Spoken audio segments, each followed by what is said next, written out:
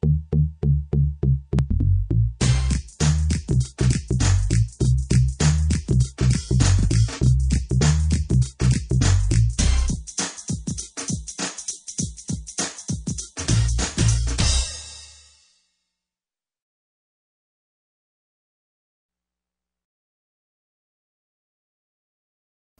I'm Sue Elliott. And I'm Ed Holen.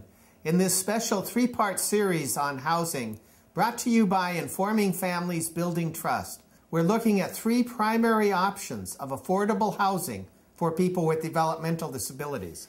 Renting, owning, and blending support services to create a home for more than one person. It's important to note that many of the services that make independent living possible for you are a part of the state government system. So if you need help to live in your own home, contact your DDD case manager to find out about eligibility for services. In the first episode of this series, we focused on a common housing option, renting. But it might surprise you to know that lots of adults with developmental disabilities have been able to purchase their own homes. That's because there are homeownership programs that provide counseling and assistance to people with developmental disabilities at no charge.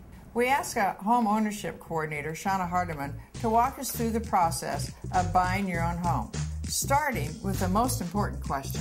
How do you know if home ownership is the right choice for you? Homeownership isn't for everyone. A good homeownership candidate really needs to have strong advocates or support system. You also need to understand the financial responsibilities of owning a home. You have to be able to anticipate what might come up, such as emergencies and maintenance. You also have to be able to pay bills on time, have a savings account, and not have a history of overdrafts. Home ownership coordinators guide people through the many stages of buying a home. Hi Carrie, this is Shauna Hardiman from PC2 Home Ownership Program. I'm just calling to touch base regarding your purchase, wanting to know how things are going with the inspection, and then also just to discuss where you're at with the homebuyer education class, and also the counseling we provide really follows the prospective homebuyer throughout the entire process. We provide pre-purchase counseling on budget and personal credit. We help with the purchase and financing process, and we provide post-purchase follow-along to make sure payments are being made on time and to prevent foreclosure. The financial part of buying a home can be a huge barrier. That's why budget and credit counseling is such an important part of the process. There are a few ways you can build good credit. First, maintain a good credit history for 12 months. The number of credit sources vary, but 3 is the minimum. Utility bills are no longer used to prove credit. You can also put your son or daughter on your credit card to help him or her establish a credit history. You can apply for a secured credit card.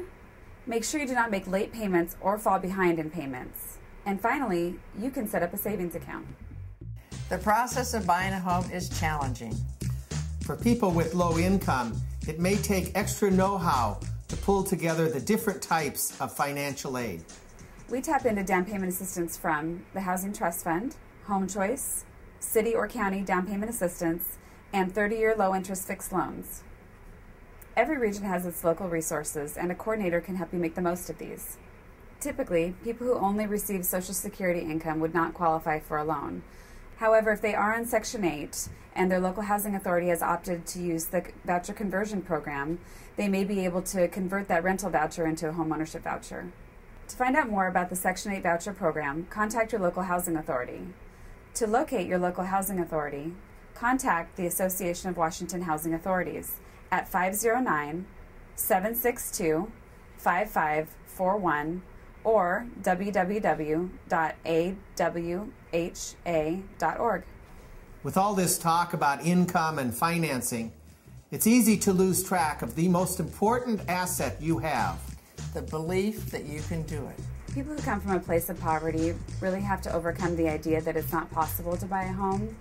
And I really try to empower them to take control of their own financial freedom. One of the benefits of owning a home is the self-esteem that comes with it.